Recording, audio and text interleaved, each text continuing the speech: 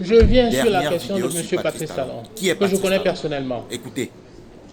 Il est acteur économique majeur au Bénin. Il y a même certaines activités où je suis actionnaire en même temps que lui. Nous sommes dans le secteur du coton ensemble. J'ai vu agir Patrice Talon. Et nous nous battons depuis 18 ans. Je suis propriétaire de l'usine de coton, la plus grosse usine de coton du continent africain. J'étais vendeur des usines. Je représentais le groupe Continental Eagle Corporation aux États-Unis. Nous vendions les usines en Afrique. Nous avons construit notre usine avec des financements privés. Patrice Talon n'a construit aucune usine. Écoutez bien. Ces 3 premières usines qu'il a eues dans les années 90, nous avons les documents, nous avons la preuve. C'est l'État du Bénin qui a financé l'achat des équipements, l'installation des usines. La Sonapra en son temps.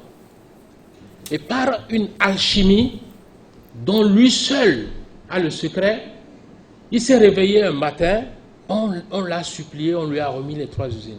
C'est M. Martin Rodriguez qui parle. Un milliardaire par décret. Ce dossier est resté sans suite dans les années 80. Dans les années 2000, le général Mathieu Kérékou a lancé une opération d'investigation qui a abouti à un préjudice de 200 milliards. 200 milliards. Que l'État béninois a subi au profit de Patrice Talon. Et quand on a envoyé chercher Patrice Talon, il a fait le mur, il est parti à Paris. Il a disparu pendant 6 mois. 6 mois après, sur intervention, il est revenu. Ça me rappelle l'histoire du Camerounais Amourou Belinga qui est en prison. Ce dossier n'a jamais connu de suite. Patrice Talon ne s'est jamais expliqué par rapport à ce dossier. 200 milliards. 200 pour milliards. Un pays aussi pauvre que le Bénin. Ce type, c'est un criminel. Il finira en prison. J'ai entendu comme Amourou dire, Belinga du Cameroun. Il explique qu'il y a non-lieu. Ce n'est pas que des criminels qui sont en prison. Et tous ceux qui sont en liberté ne sont pas innocents. Exactement. La justice, si vous avez de bons avocats, vous pouvez toujours vous sortir des griffes de la justice. Je parle de questions morales. Exactement. Ça, c'est ma position par rapport à ce dossier. Je vous donne un autre exemple. J'ai des documents. Les journalistes qui veulent, je vais vous en distribuer si vous voulez. Je me suis attaqué à Patrice Talon en le traitant de pilleur de l'économie, de prédateur. J'ai parlé sur Africa numéro 1, qui m'a interviewé. J'étais à Washington, je crois, je ne sais pas combien de mois ça fait. Et j'ai parlé du fait que Yahi Boni n'a jamais gouverné le Bénin depuis 2006, qu'il était otage de Patrice Talon. Vous écoutez? Vous pouvez constater. On a dit qu'il y avait combien de candidats qui ont soutenu Patrice Talon pour le 2e tour, qui se sont ralliés à lui. Il y a 17 ministres, anciens ministres du président Yahi Boni. Yahi Boni n'a jamais gouverné le Bénin depuis 2006. C'est un otage. Il a toujours été un otage jusqu'à ce qu'il s'en sépare. Et c'est ce qui lui a amené des soucis. La plupart de tous ces ministres ont été nommés par Patrice Talon. C'est pour ça qu'il peut les récupérer aussi facilement. Des ministres qui sont aujourd'hui, font partie aujourd'hui de la coalition de rupture, qui avaient des éloges sur le président Yahi Boni il y a de cela seulement quelques mois en arrière. Et aujourd'hui, c'est eux qui veulent la rupture. La rupture, ça s'appelle. C'est contenu dans quoi? Qu'est-ce qu'il y a là-dedans? Quel est le contenu de la rupture? Veut s'attaquer aux panafricanistes. C'est Talon qui nous a vendu en 2006. On va tout déballer. Tout le monde a vu M. Talon en première ligne défendre, soutenir la candidature à coups de milliards du président Yahi Boni. Et je vais vous dire, je ne sais pas combien officiellement il aurait dépensé pour cette élection, mais ce que je sais est que moins de 2 semaines après la prestation de serment du président Yahi Boni a décaissé 13 milliards pour soi-disant payer les arriérés au titre des intrants agricoles que l'ancien gouvernement a accumulé voilà 13 milliards encore. Pendant des années, et jamais les paysans ne se sont jamais plaints. Il a fallu que le président Yahi Boni arrive pour qu'on le prenne. Les hommes d'affaires. On l'a déporté de la présidence. J'ai dit déporté. On a amené le président au ministère de l'Agriculture, faire une réunion, où on lui a fait voir que s'il ne paye pas la dette de 13 milliards, il n'y aura pas de production agricole. Et on a fait venir quelques paysans du Nord qui ont signé des documents pour dire qu'ils menaçaient de ne pas faire la production agricole si on ne leur donne pas les agréments. Exactement. Et ça a chiffré à 13 milliards. C'est leur méthode. Patrice Talon venait de se faire rembourser ce qu'il aurait dépensé pour la campagne de 2006. Mais ça n'a pas suffi. Qui est Patrice Talon? À quelques semaines après, il y a eu un décret signé du ministre Koupaki avec un certain nombre de ministres. Le décret est là, la copie est ici. Où on a cédé les 10 usines de la Sonapra à M. Patrice Talon. Encore du gré à gré. Vous connaissez quelqu'un qui ne va pas devenir milliardaire, compétiteur né, en prenant tous ces milliards-là? On dirait qu'on parle d'Amougou Mais Belli il a du fallu Cameroun. que nous nous soulevions.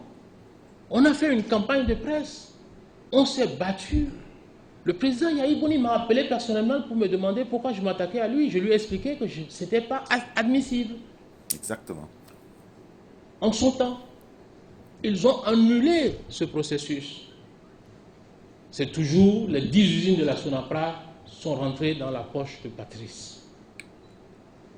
Mais au passage, vous pouvez remarquer, chaque année, plus de 15 milliards partent chaque fois pour des subventions dans le but de la production agricole. Il y a un mécanisme de vol et de pillage. Je vous 2006, explique le mécanisme. 2024. On se lève et on fait une projection sur quelle quantité de coton on va produire. Et pour cette quantité de coton, il faut X quantité équivalente d'engrais. On fait un appel d'offres avec des quantités et des prix. On élimine tous les concurrents possibles. Ouais. Et une personne gagne, s'appelle Patrice Talon. 2-3 mois après l'appel d'offres, il y a déjà l'adjudication, tout est fait. Ouais. Au moment de livrer, monsieur revient et trouve que les prix ont changé au marché. On fait un avenant, on lui balance 15 milliards. Ouais. Mais quand il touche les 15 milliards, dans le but, par exemple, de produire 350 000 tonnes, mais qu'au terme de la campagne, il ne produit que 150 000 tonnes. Mais personne ne lui pose la question de savoir, mais où est la différence? Exactement. Non, dans sa poche. Cette campagne est clôturée et l'année suivante, le même jeu recommence. C'est comme ça que sur 6 années, le gars, il a eu les 10 usines de la Sonapra qui appartiennent, c'est le patrimoine béninois. Et maintenant, il est devenu président et il avait touché près de 100 droits milliards des de subventions en 6 ans. Au profit des multinationales françaises. C'est l'une de ces subventions-là que le président Yahi Boni, il y a encore des Béninois qui supportent ça. Arrêté. Mais avant d'arrêter, quand on lui verse les dites subventions, on a découvert qu'il avait déjà touché l'argent.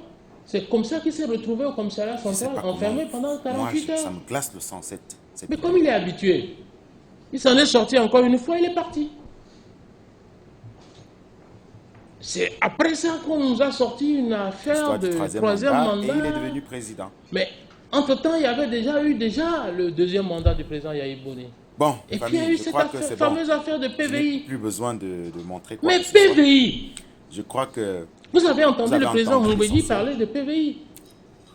Donnez-moi un exemple d'un autre pays au monde où on peut confier à un individu la collecte des dictateurs d'Afrique, des fonds de la douane, des impôts, nos frontières, l'aéroport.